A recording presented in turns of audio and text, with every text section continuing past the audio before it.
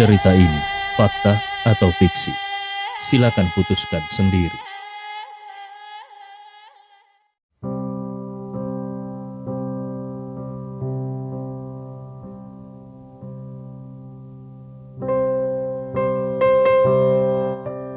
Mendengar kata-kata Andi, Carla langsung tidak bisa berkata-kata. Dia ingin memaki Andi, tapi setelah dipikir-pikir, Andi tidak salah sama sekali. Sekarang situasinya bukan seperti dulu lagi. Dulu, Andi tinggal di rumah kecilnya dan tidak bisa menghasilkan uang, sehingga dia bisa memaki Andi sesuka hatinya. Tapi saat ini Andi telah berhasil. Ada yang memberinya villa mahal, bahkan sudah dilengkapi dengan perabotan. Selain itu, Andi bisa menghasilkan banyak uang dari satu pekerjaan sebagai konsultan Feng Shui. Sedangkan dirinya sekarang tidak punya apa-apa. Kalau Andi benar-benar memutuskan hubungan dengannya dan tidak membiarkannya tinggal di sini, apa yang harus dia lakukan? Memikirkan hal ini, Carla merasa tidak yakin dan melihat wajah marah Andi dengan cemas dan takut. Namun dia masih berusaha memperbaiki situasi. Jadi dia segera melihat ke arah Najwa dengan wajah memelas dan berkata dengan suara serak, "Najwa, suamimu ini sangat keterlaluan. Mana ada menantu yang berbicara seperti itu kepada ibu mertuanya. Kau tidak bisa membiarkannya seperti ini. Kalau tidak, dia akan semakin keterlaluan." Secara tidak terduga, Najwa berkata dengan serius, "Bu, kurasa apa yang dikatakan Andi itu benar. Sekarang, kita tinggal di villa yang diberikan orang untuknya. Kalau bukan karena dia, kita tidak akan punya kesempatan tinggal di tempat sebaik ini. Jadi, ibu tidak bisa lagi memperlakukannya seperti dulu. Itu tidak adil." Mendengar kata-kata ini, Carla langsung merasa sangat sedih. Setelah 2 hari dia berada di penjara, sikap semua orang di rumah ini terhadapnya sepertinya telah berubah. Suaminya bersikap dingin dan bahkan marah padanya. Menantu lelakinya bukan lagi menantu yang bisa diatur sesuka hatinya. Bahkan sekarang menantunya berani marah kepadanya dan menyuruhnya kembali ke rumah lama. Bahkan anak perempuannya yang selama ini menjadi satu-satunya tumpuan harapannya, sekarang tidak lagi mendukungnya. Dia tidak pernah bermimpi bahwa anak perempuannya akan mendukung Andi pada saat seperti ini. Sebagai orang yang pandai berakting, dia merasa dirinya mulai kehilangan pengaruh di rumah ini. Dia segera menangis dan mulai berakting lagi. Dengan nada memelas, Carla terisak, "Sekarang aku sudah tidak berarti lagi di rumah ini. Ayahmu tidak peduli padaku. Suamimu mengancam akan mengusirku. Bahkan kau juga tidak mendukungku." Setelah mengatakan itu, Carla mulai menangis. Najwa menghela nafas dan berkata, "Bu, memang tadi ibu salah. Aku tidak bisa selalu mendukung ibu." Meskipun Najwa merasa kasihan pada ibunya yang telah mengalami begitu banyak penderitaan, tetapi itu bukan alasan bagi ibunya untuk bisa memperlakukan Andi dengan tidak sopan. Selain itu, Najwa tahu bahwa Andi memiliki latar belakang yang menyedihkan sejak kecil. Dia tidak memiliki banyak keluarga yang benar-benar peduli padanya di dunia ini. Selain dirinya, mungkin hanya Pak Ismail yang ada di dalam hidup Andi. Itulah sebabnya beberapa waktu yang lalu, Andi berjuang mati-matian untuk mengumpulkan uang demi menyembuhkan Pak Ismail. Oleh karena itu, dia merasa ibunya memang agak berlebihan. Pada saat seperti ini, tentu saja dia tidak bisa mendukung ibunya. Saat ini, Carla sudah menangis dengan keras sambil mengeluh, "Hidupku benar-benar menyedihkan. Apakah aku masih memiliki tempat di rumah ini?" Andi sudah tidak ingin lagi melihat Carla berakting. Dia bahkan sudah tidak mau lagi bersabar dengan Carla. Jadi dia langsung mengabaikannya dan berkata kepada Najwa, "Sayang, aku mau keluar dulu. Malam ini aku tidak akan makan di rumah." Najwa segera berdiri dan berkata, "Aku ikut denganmu. Aku juga sudah lama tidak bertemu Pak Ismail." Melihat Najwa ingin ikut dengannya, Andi merasa senang dan berkata, "Kalau begitu, mari kita pergi bersama. Pak Ismail pernah menelponku dan menanyakan kabarmu. Dia juga pasti merindukanmu." Najwa berdiri dan berkata, "Kalau begitu, mari kita berangkat sekarang." Mendengar kalau Najwa ingin pergi bersama Andi, Carla segera berkata dengan suara memelas, "Anakku yang baik, apakah kau marah pada aku? Apakah kau juga tidak peduli lagi pada aku?" Najwa memandang Carla dengan serius dan berkata, "Bu, aku benar-benar berharap Ibu bisa merenungkan pengalaman ini dan mengubah sikap Ibu. Kalau tidak, Ibu akan terus mengalami kesulitan di masa depan." Mendengar kata-kata ini, Carla segera duduk di lantai dan mulai menangis. "Apa gunanya lagi aku hidup? Satu-satunya keluargaku, anak perempuanku, sekarang sudah tidak mendukungku. Polisi seharusnya tidak membebaskanku. Biarkan saja aku mati di penjara." Kalau hal ini terjadi sebelumnya, Najwa pasti akan merasa kasihan dan menyerah pada ibunya yang bertingkah seperti ini. Namun kali ini dia sadar bahwa kalau ibunya tidak mengubah sikapnya, ibunya akan terus mengalami kesulitan. Dia tidak boleh lagi memanjakan sifat ibunya. Mendengar hal itu, Najwa berkata kepada Carla, "Bu, tolong pikirkan baik-baik. Aku dan Andi akan pergi dulu. Oh iya, Andi sudah memasak mie untukmu. Jangan lupa untuk mengambilnya dan memakannya." Setelah itu dia berkata kepada Andi, "Ayo kita pergi." Andi mengangguk. Dia membawa Najwa keluar dari rumah dan mengendarai mobil. Mereka pergi ke penginapan tempat Pak Ismail menginap sebelum kembali ke desa Kalumpang. Di jalan, Andi membeli sekeranjang buah dan menulis kartu ucapan tangan sendiri untuk diberikan kepada Pak Ismail. Ketika mereka tiba di depan pintu penginapan, Andi memarkir mobilnya di tempat parkir pinggir jalan. Senyum bahagia yang jarang muncul di wajah Andi akhirnya terlintas. Bahkan sudut bibirnya tidak bisa menahan untuk tidak tersenyum. Najwa melihat senyum di wajah Andi dan tidak bisa menahan diri untuk berkata, "Hari ini kau terlihat sangat bahagia." Andi mengangguk sedikit dan berkata, "Sejak Pak Ismail sakit, aku selalu merasa sangat khawatir. Dulu aku kesana kemari mencoba mencari uang, tapi tidak cukup untuk biaya operasinya. Kalau bukan karena sebuah keajaiban, Pak Ismail mungkin sudah pergi saat ini." Najwa mengingat kembali saat itu, ketika Andi dengan rendah hati memohon kepada neneknya untuk meminjam uang demi biaya pengobatan Pak Ismail. Saat itu, dia benar-benar merasa sangat iba terhadap suaminya yang memiliki nasib tragis sejak kecil. Sayangnya saat itu dia juga tidak punya kemampuan untuk membantu banyak. Dia tidak punya uang sebanyak itu untuk membantu Andi. Untungnya, kemudian seseorang membantu membayar semua biaya pengobatan Pak Ismail dan membawanya ke rumah sakit terbaik di Jakarta untuk perawatan. Mengingat hal itu, Najwa tidak bisa menahan diri untuk bertanya, "Oh ya, kau pernah bilang ada seseorang yang membayar semua biaya pengobatan Pak Ismail. Siapa sebenarnya orang itu? Bagaimana dia bisa begitu dermawan? Biaya perawatan Pak Ismail pasti menghabiskan biaya yang sangat banyak."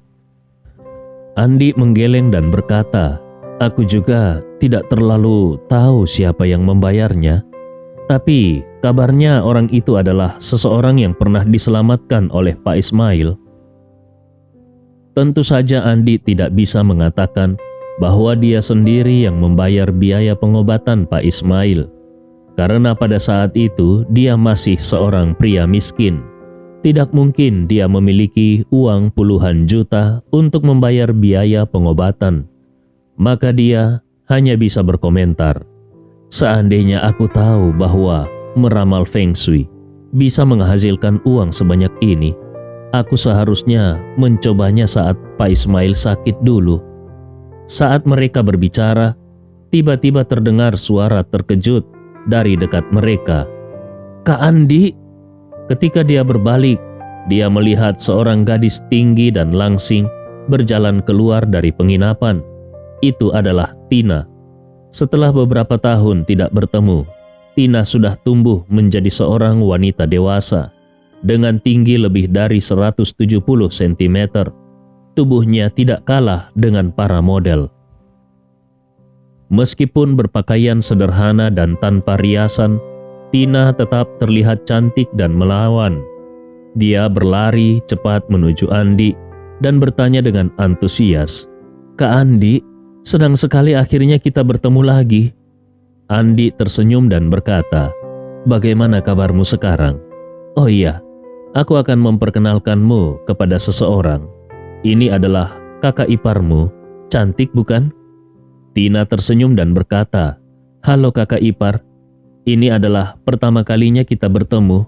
Namaku Tina." Najwa mengangguk dan tersenyum. "Halo Tina, namaku Najwa."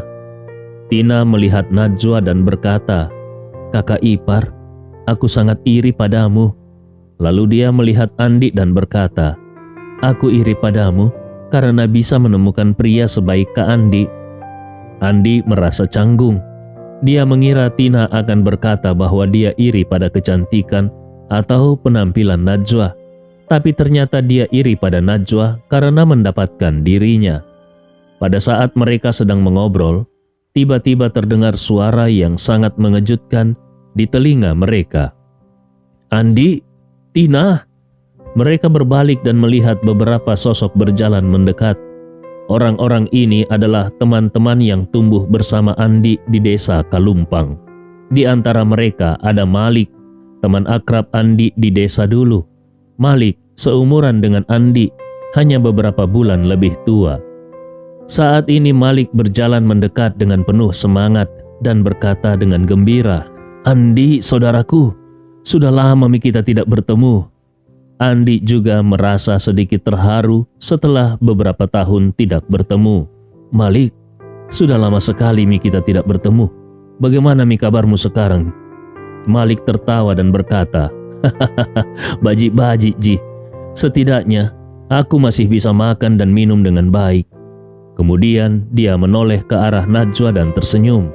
"Andi, pasti ini istrimu toh?" Andi mengangguk. "Iya, ini istriku, namanya Najwa." Lalu dia memperkenalkan Najwa. "Najwa, ini Malik, teman terbaikku di desa dulu." Malik tersenyum. "Andi, kau benar-benar beruntung. Istrimu sangat cantik." Najwa tersenyum dan berkata, "Terima kasih." Malik mengangguk dan kemudian dengan pura-pura mengeluh kepada Andi, "Andi, kau tidak adil. Bertahun-tahun ini kau tidak pernah menghubungi kami. Kau tidak pernah kontak-kontak kami. Setelah Pak Ismail terkena penyakit ginjal, ku dengar dari Pak Ismail bahwa kau sering mengunjunginya, tapi selalu menghindari kami. Kenapa begitu?" Andi tertawa dan menjawab dengan serius, "Tahun-tahun ini hidupku juga tidak baik. Aku tidak ingin kalian melihatnya." Andi memiliki harga diri. Sejak menikah dengan Najwa, dia sering diejek sebagai orang tidak berguna, orang rendahan, dan menantu yang tinggal menumpang di rumah istrinya. Meskipun dia tidak peduli dengan pendapat orang lain, tetapi dia tidak ingin teman-temannya di desa tahu betapa sulitnya hidupnya. Pada saat ini ponsel Tina tiba-tiba berbunyi. Tina pun permisi sebentar untuk menerima telepon tersebut. Tak lama kemudian dia kembali dengan wajah cemas dan berkata kepada mereka, "Pemilik restoran menelpon. Katanya kabel listrik restoran sudah tua dan mengalami korsleting. hari ini tidak bisa diperbaiki, jadi restoran tidak bisa buka sampai besok. Malik terkejut. Apa? Kalau begitu, kita harus mencari tempat lain. Tina menjawab dengan cemas. Sekarang sudah jam makan. Akan sangat sulit kalau kita melakukan reservasi mendadak. Andi mendengar ini dan berencana menelpon Albert untuk menanyakan apakah ada ruangan kosong di restoran Oceana. Saat ini sebuah mobil Mercedes-Benz hitam berhenti di samping mereka. Kaca jendela mobil diturunkan. Andi melirik sekilas dan mengenali orang yang mengemudi. Orang itu adalah Surya, yang hari ini dengan sukarela mengatur reuni di grup chat. Namun, Andi tidak memiliki hubungan dekat dengannya. Surya mengenakan setelan jas, tubuhnya agak gemuk. Dia menghentikan mobil, menjulurkan kepalanya keluar dari mobil dan berkata, "Wah, maaf sekali membuat kalian menunggu lama." Dia sengaja menjelaskan, "Di jalan tadi macet, jadi aku sedikit terlambat." Seseorang berseru, "Surya, kau sudah mengendarai Mercedes. Kapan kau membelinya?" Surya tertawa, "Aku baru membelinya beberapa hari yang lalu." Andi langsung menyadari, tidak heran orang ini begitu antusias mengatur reuni. Ternyata dia baru saja membeli mobil baru dan ingin pamer kepada teman-teman masa kecilnya. Saat itu seseorang bertanya, "Surya, harga mobil ini pasti mahal bukan?" Surya tersenyum bangga, tetapi berpura-pura rendah hati. Ini cuma Mercedes biasa. Biasa iya Ji, harganya sekitar 800 juta. Wow, semua orang langsung kagum. Seseorang berkata, "Wah Surya, hebat sekali Moko sekarang. Baru beberapa tahun bekerja, kau sudah bisa membeli mobil semahal ini." Yang lainnya langsung menanggapi, "Iya tahu wah, kami ini masih naik bus. Kau sudah mengendarai Mercedes. Wih, benar-benar perbandingan yang membuat frustrasi." Surya tersenyum bangga. Dia melambai dan berkata, "Biasa Ji ini. Buatku ini hanya uang kecil, tidak perlu dibesar-besarkan." Saat berkata begitu, dia tiba-tiba melihat Andi di antara kerumunan. Raut wajahnya sedikit berubah. Dia tidak menyangka musuh bebuyutannya Andi ternyata tiba lebih awal. Sejak dulu dia tidak menyukai Andi. Dulu seringkali dia ingin memberikan pelajaran kepada Andi, tetapi selalu gagal karena dia tidak bisa mengalahkan Andi Rewa. Malah dia yang seringkali dihajar oleh Andi. Dia pernah berpikir, meskipun Andi cukup jago berkelahi, tapi begitu keluar ke masyarakat, Andi pasti akan hidup sangat susah. Dia melirik pakaian yang dikenakan Andi dan tidak bisa menahan diri untuk tertawa meremehkan. Pakaian Andi adalah pakaian murah. Andi memang tidak sukses. Namun ketika dia melihat Najwa, matanya berbinar terpesona. Dalam kehidupan nyata, dia belum pernah melihat wanita secantik ini. Hal ini membuatnya berpikir, apakah wanita cantik ini juga merupakan teman lama mereka di desa? Tapi sekeras apapun dia berpikir, dia tidak bisa mengingat siapapun dari masa lalu yang cocok dengan wajah wanita ini. Namun Surya tetap tersenyum dan dengan sedikit kesombongan dia menyapa Andi. "Hei, kau Andi kan? Hoi, sudah lama tidak berjumpa." Andi tersenyum dan berkata, "Halo, Battala." Bondeng adalah julukan Surya saat di desa dulu karena dia gemuk dan suka makan. Selain Bondeng, dia juga dijuluki Battala. Surya tidak menyangka kalau Andi langsung memanggilnya dengan julukan lama. Raut wajahnya langsung berubah menjadi sedikit malu. Sebelum dia bisa bereaksi, seorang pemuda di belakangnya dengan marah berkata, "Hei Andi, kenapa kau bicara seperti itu? Berani-beraninya kau memanggil Surya dengan julukan lamanya. Sekarang Surya adalah eksekutif senior di perusahaan publik. Kau harus lebih hormat saat berbicara dengannya, tahu wah. Andi melirik pemuda itu dan samar-samar ingat kalau pemuda itu bernama Arifin, salah satu anak buah Surya. Dia tidak menyangka setelah bertahun-tahun ternyata Arifin masih mengikuti Surya. Andi mengernyitkan sedikit dahinya dan berkata dengan suara pelan, "Oh, maaf. Sudah terbiasa mak panggil Kibat Talak sejak kecil." Surya melirik Najwa. Melihat Najwa tersenyum geli mendengar julukannya, dia langsung marah dan berkata, "Andi, kelihatannya kau cukup sukses. Kau naik mobil apa ke sini?" Arifin langsung menimpali sambil tertawa. "Hehehe, Surya, jangko begitu tahu. Kudengar Andi jadi menantu yang tinggal di rumah mertuanya. Dia hidup dari istrinya. Bisa makan enak saja sudah beruntung. Kau malah tanya dia naik mobil apa. Itu namanya sengaja mempermalukan." Surya menepuk dahinya dan berkata, "Oh, aku salah bicara. Maaf Andi. Memang saya suka bicara belak-belakan. Jangko tersinggung nah." Surya tertawa puas di dalam hatinya. Dia sudah tidak sabar ingin melihat bagaimana Andi akan menjawabnya. Andi tersenyum dan berkata, "Batalak, aku tidak menyangka selain memiliki keahlian suka makan, ternyata kau juga suka bicara secara belak-belakan." Mendengar ucapan Andi ini, semua orang langsung tertawa. Raut wajah Surya langsung berubah sangat jelek.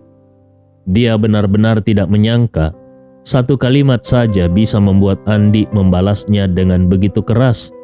Dia khawatir Najwa akan mendapatkan kesan buruk tentang dirinya karena kata-kata Andi. Maka dia buru-buru menatap Najwa dan tersenyum. "Wah, wanita cantik ini sepertinya orang baru. Mungkinkah karena aku sudah lama tidak kembali ke desa, jadi aku tidak mengenalmu? Bolehkah aku tahu siapa namamu?" Tina di sebelahnya langsung tidak senang dan berkata, "Hei Surya, kau tidak tahu sopan santun ya? Kau tahu dia siapa? Ini adalah istri kakak Andi." Surya merasa seperti disambar petir. Apa? Dia tidak percaya wanita cantik yang langsung menarik perhatiannya ini adalah istri Andi yang dianggapnya pecundang. Dia melihat ke arah Andi dan melihat Andi mengenakan pakaian yang bahkan lebih murah daripada jaketnya. Jaket Armani yang dia pakai bisa membeli seluruh pakaian Andi dengan sisa yang cukup banyak. Kemudian dia melihat Najwa yang berdiri anggun di samping Andi. Hatinya semakin panas dan marah. Kurang ajar. Najwa begitu cantik dan jauh lebih baik daripada wanita manapun yang pernah dia temui. 100 kali, 1000 kali, bahkan 10.000 kali lebih baik. Namun ternyata dia adalah istri dari Andi yang dia anggap pecundang. Dunia ini memang tidak adil. Saat memikirkan Andi bisa mendapatkan istri yang begitu cantik, Surya merasa sangat tidak puas. Wajahnya tersenyum palsu saat mengejek Andi. "Andi, aku tidak menyangka setelah kita tidak bertemu selama beberapa tahun, sekarang kau banyak berubah. Penampilanmu sekarang sangat rapi dan bersih. Benar-benar seperti pria tampan yang hidup dari wanita. Kau sangat cocok untuk menjadi menantu yang tinggal di rumah mertua." Sambil berbicara, dia menilai Andi dari atas ke bawah, lalu berpura-pura merasa kalah. Kalau tahu jadi menantu yang tinggal di rumah mertua itu semudah ini, kenapa aku harus susah payah bekerja keras selama beberapa tahun ini? Lihat, aku setelah bertahun-tahun bekerja dan badanku hampir rusak, aku baru bisa mendapatkan posisi direktur. Dibandingkan dengan kau yang hanya hidup dari istrimu, aku benar-benar merasa malu. Surya sengaja menghina Andi di depan semua orang untuk pamer tentang posisinya dan merendahkan Andi. Setelah berkata demikian, dia melirik ke arah Tina yang muda dan cantik. Karena Najwa yang super cantik ini tidak mungkin dia dapatkan, dia pikir Tina yang masih muda dan segar bisa jadi pilihan yang baik. Di masa lalu dia tidak menyadari kalau Tina bisa tumbuh menjadi begitu cantik. Seandainya dia tahu, seharusnya dia sudah mendekati Tina sejak dulu. Saat ini, beberapa orang di belakangnya yang mendengar dia menghina Andi juga ikut tersenyum, meskipun tidak berkomentar. Tetapi dari ekspresi wajah mereka, jelas terlihat penghinaan dan ketidaksukaan. Namun Andi tetap tenang berdiri di tempatnya, tanpa menunjukkan sedikit pun kemarahan. Najwa merasa marah, dan dengan suara dingin dia berkata, "Tuan, suamiku tidak mengganggumu. Kenapa kau berbicara kasar dan menghina dia? Lagi pula, apakah suamiku hidup dari wanita atau tidak? Apa urusannya denganmu? Apakah dia pernah makan nasi dari rumahmu?" Surya tidak menyangka kalau Najwa akan begitu membela Andi. Dia merasa dunia ini lebih tidak adil lagi. Dia sangat luar biasa dan bekerja keras. Kenapa dia tidak bisa mendapatkan istri seperti Najwa? Sambil tertawa dingin, Surya berkata, "Hahaha, cantik. Aku bukan menghina suamimu. Aku hanya mengatakan yang sebenarnya. Wanita sepertimu menikah dengan pecundang seperti dia, benar-benar seperti bunga yang ditancapkan di kotoran sapi." Najwa balas berkata dengan suara dingin, "Kau, sebagai orang luar, tidak punya hak untuk menilai masalah antara suamiku dan aku. Urusi saja urusanmu sendiri." Surya terdiam. Dia tidak tahu harus berkata apa. Najwa tidak hanya cantik, tetapi juga sangat menyayangi suaminya. Ini benar-benar membuat orang merasa iri.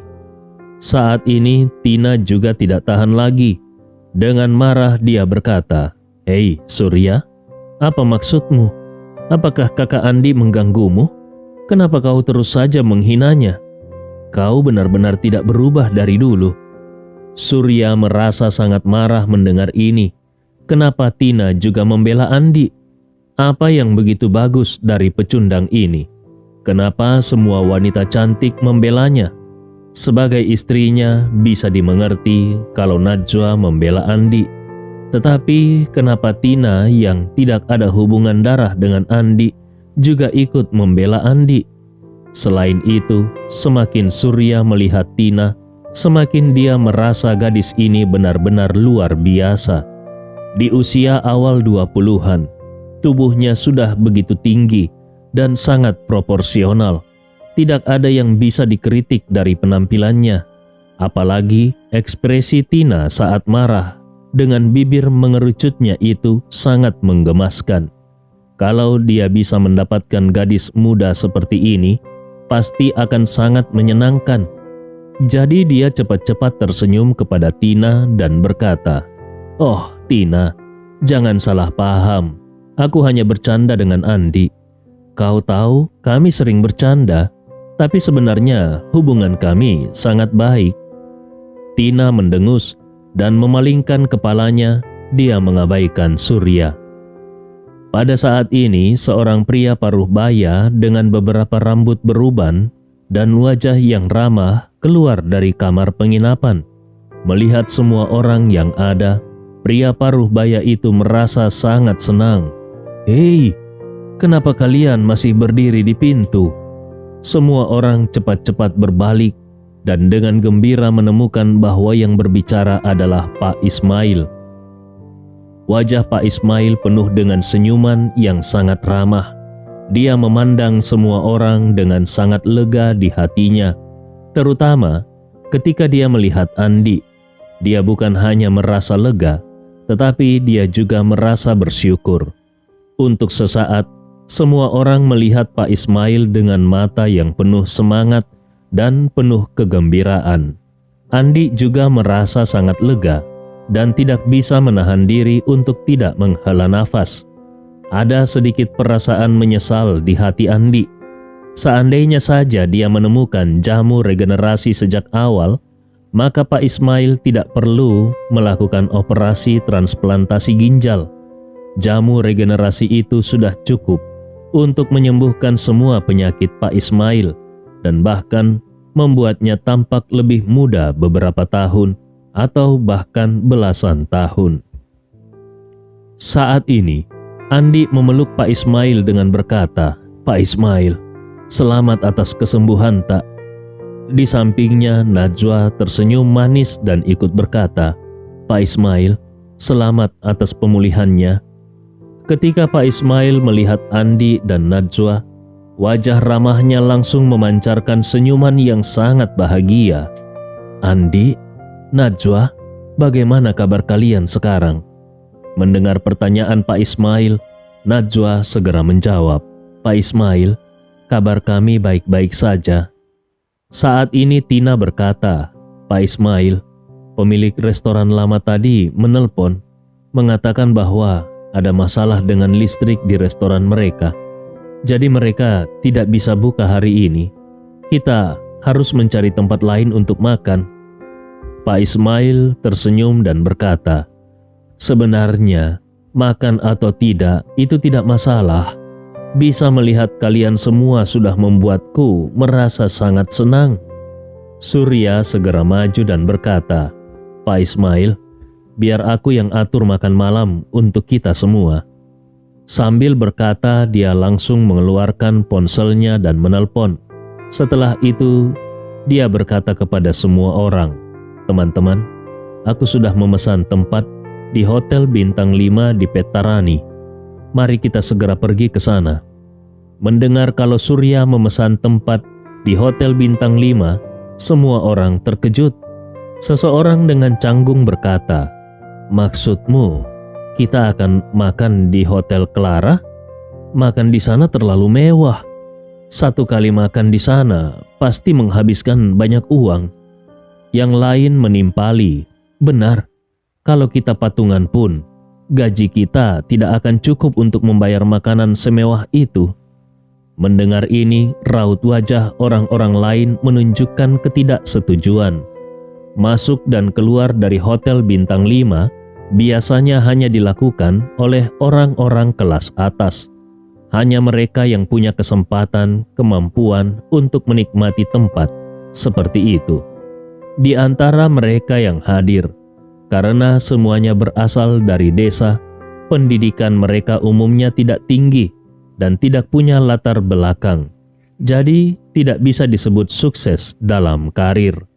Pekerjaan yang mereka dapatkan umumnya adalah pekerjaan level bawah. Banyak dari mereka bahkan gajinya tidak cukup untuk memenuhi kebutuhan hidup sehari-hari dan selalu khawatir tentang kebutuhan pokok. Jadi, ketika mendengar kalau mereka akan makan di Hotel Bintang 5, mereka khawatir tidak mampu membayarnya. Surya tersenyum dan dengan bangga berkata, "Teman-teman, jangan khawatir. Makan malam ini aku yang tanggung setengah biayanya. Kalian semua patungan untuk setengahnya lagi. Kalau dibagi rata, setiap orang tidak harus membayar banyak. Bagaimana?" Mendengar ini, banyak orang merasa lega. Surya menanggung setengah biaya. Itu memang mengurangi beban mereka. Seseorang tidak bisa menahan diri untuk berkata, "Surya, kami jadi merasa tidak enak membiarkanmu menanggung setengah biaya sendirian." Namun Surya dengan santai melambaikan tangannya dan berkata, "Hari ini tujuan utama kita adalah untuk menyambut Pak Ismail. Aku tidak masalah mengeluarkan lebih banyak uang. Namun, yang tidak diketahui oleh orang-orang adalah bahwa Surya memiliki anggaran perusahaan untuk menjamu klien. Jadi, nantinya dia bisa mengklaim kembali uang makan malam ini secara full. Sehingga dia tidak hanya mendapatkan kembali uangnya, tetapi juga mendapatkan uang dari yang setengahnya. Begitu mendengar mereka akan makan di Hotel Clara, Pak Ismail segera berkata, "Surya, Bapak tahu ini adalah niat baikmu, tetapi tidak perlu mengadakan jamuan di tempat mewah seperti Hotel Clara. hanya untuk menyambutku. Itu terlalu mahal. Kemudian Pak Ismail melanjutkan, selain itu, makan dimanapun sama saja. Lebih baik kita makan saja di rumah makan yang dekat-dekat sini. Dengan begitu bisa menghemat banyak uang. Uang yang dihemat bisa kalian gunakan untuk keperluan lain yang lebih penting. Tidak perlu mengeluarkan biaya besar hanya untuk menyambutku. Itu tidak sepadan. Pak Ismail telah hidup hemat sepanjang hidupnya dan belum pernah ke tempat mewah seperti itu. Mengeluarkan banyak uang untuk sekali makan di tempat seperti itu membuatnya merasa tidak nyaman. Namun, Surya tersenyum dan berkata, "Pak, jangan khawatir. Aku sudah mengatakan bahwa aku akan membayar setengah biaya dan sisanya kita bagi rata." Melihat Pak Ismail masih ragu, Surya menambahkan, "Pak, jangan khawatir. Biaya makan tidak akan terlalu mahal. Selain itu, perusahaanku memiliki kerjasama dengan Hotel Clara. Jadi, aku bisa mendapatkan diskon." Mendengar ini, semua orang merasa lega. Selain itu, mereka berpikir bahwa ini adalah kesempatan bagus untuk merasakan kemewahan hotel bintang 5 dengan biaya yang relatif rendah.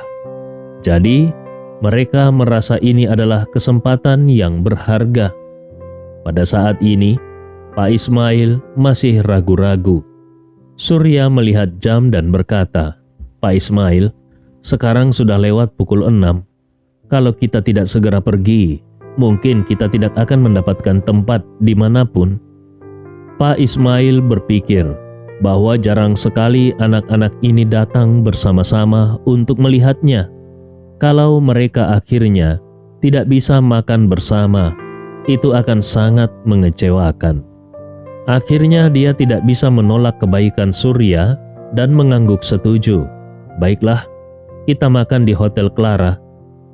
Surya merasa senang dan segera berkata, "Kalau begitu, mari kita segera pergi."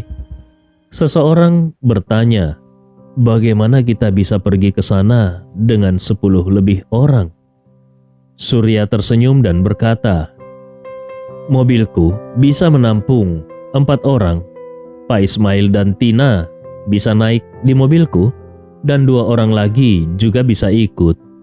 Sambil berkata demikian, dia dengan sengaja melihat ke arah Andi dan berkata dengan senyum menggoda, "Andi, apakah kau bisa?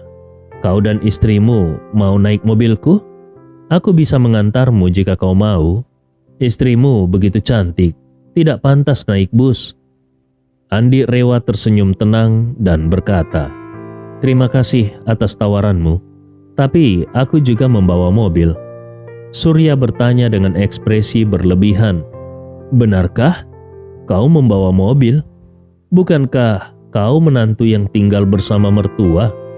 Bagaimana kau bisa mampu membeli mobil? Mobil apa yang kau pakai?" Tanpa ekspresi, Andi mengeluarkan kunci mobil BMW dan menekan tombol unlock. Mobil BMW 760 yang terparkir di pinggir jalan, tidak jauh dari situ pun menyala lampunya. Semua orang mengikuti arah yang ditunjukkan oleh kunci remote dan melihat bahwa Andi benar-benar mengunci sebuah BMW. Mereka langsung terkejut. Teman-teman kecilnya ini memang tidak banyak yang sukses. Ketika mereka melihat mobil Mercedes-Benz Surya seharga lebih dari 800 juta tadi, mereka sudah merasa sangat kagum. Mereka berpikir itu adalah puncak dari impian mereka. Namun, mereka tidak menyangka kalau ternyata Andi mengendarai BMW. Seketika raut wajah Surya berubah menjadi tidak enak karena BMW dan Mercedes-Benz adalah merek yang setara. Hal ini membuatnya merasa tidak nyaman karena posisinya yang semula terlihat istimewa sekarang menjadi terancam. Dia seharusnya menjadi satu-satunya di antara teman-teman yang mampu membeli mobil BMW atau Mercedes-Benz. Namun dia tidak menyangka kalau Andi juga bisa mengendarai BMW. Dia merasa sangat kesal. Jadi dia memeriksa lebih dekat mobil BMW Andi dan melihat nomor 520 di bagian belakang mobil itu. Membuatnya merasa sedikit lebih baik. Sebenarnya BMW 5 Series dan Mercedes-Benz E-Class adalah dua kelas yang setara. Tidak banyak perbedaan besar di antara keduanya. Namun, Surya tahu betul bahwa BMW 520 milik Andi adalah model paling rendah dalam seri 5. Sedangkan Mercedes-Benz E300L miliknya adalah salah satu model paling tinggi di series E. Di bawahnya masih ada E260 dan E200. Dengan kata lain, BMW 520 milik Andi setara dengan Mercedes-Benz E200 sehingga E300L miliknya masih unggul satu tingkat di atas Andi. Jadi dia dengan sengaja berkata, "Andi, bukankah seperti ini? Bukannya aku mau mengomentarimu, tapi kau memang terlalu mementingkan penampilan. Para ahli sudah bilang, jangan pernah membeli model paling rendah. Kalau kau punya uang sedikit, kenapa tidak membeli BMW Series 3 yang lebih bagus? Kenapa harus memaksakan diri membeli BMW 5 Series paling rendah? Kau ini terlalu sombong." Seseorang bertanya dengan bingung, "Surya, apa maksudnya model paling rendah?" Surya tersenyum dan menjelaskan, model paling rendah adalah model termurah dan dengan spesifikasi paling rendah dalam satu seri mobil. Sering disebut sebagai model pengemis. Orang-orang baru menyadari hal ini.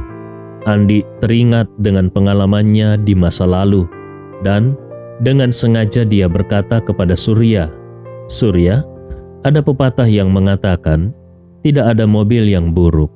Yang ada hanya pengemudi yang buruk. Artinya, kalau kau punya keterampilan mengemudi yang baik, mobil apapun bisa kau kendarai dengan cepat. Tapi, kalau keterampilanmu buruk, meskipun diberi mobil F1, kau tidak akan bisa mengendarainya." Sambil berkata demikian, Andi menambahkan dengan wajah meremehkan, "Surya, aku bukan mau menyombongkan diri, tapi keterampilan mengemudiku sangat hebat. Orang-orang memanggilku Schumacher dari Makassar." Surya mendengar ini dan segera mencemooh, "Oh, kau masih berani menyebut dirimu Schumacher dari Makassar? Kau tahu apa Schumacher seperti apa?" Andi tersenyum dingin. "Kau mau percaya atau tidak, itu terserah padamu." Surya mendengus, "Kau hanya bisa bicara besar. Aku tidak percaya dengan BMW 520 itu. Kau berani menyebut dirimu Schumacher dari Makassar. Aku bisa membuatmu makan asap dengan sekali tekan pedal gas." Kemudian Surya menantang, "Mau adu cepat?" Andi Rewa tertawa. "Baru-baru ini aku mengalahkan BMW 540. Padahal BMW 540 jauh lebih kuat daripada Mercedes-Benz E300L-mu." Surya berkata menghina, "Omong kosong. Dengan mobilmu itu mau mengalahkan BMW 540? Aku tidak percaya." Andi dengan sengaja bertanya, "Berapa tenaga kuda mobilmu?" Surya dengan bangga menjawab, "Mobilku memiliki 258 tenaga kuda." Andi mengangguk dan mengacungkan jempol. 258 tenaga kuda? Kau hebat. Mobilku tidak bisa menandingi hanya 184 tenaga kuda. Jauh di bawahmu. Mobilmu memang lebih hebat." Surya mencemooh dan berkata, "Kenapa? Takut? Tidak berani adu cepat? Bukankah tadi kau bilang mengalahkan BMW 540 yang memiliki 340 tenaga kuda? Tapi sekarang kau takut pada Mercedes-Benz E300L-ku dengan 258 tenaga kuda. Apakah kau masih laki-laki? Andi dengan sengaja berpura-pura takut. Ah, sudah kubilang, aku kalah. Untuk apa lagi adu cepat? Kau menang. Kau tidak perlu bertarung untuk menang. Puas? Melihat Andi tampak ketakutan, Surya merasa sangat bangga. Cerita ini fakta atau fiksi? Silakan putuskan sendiri.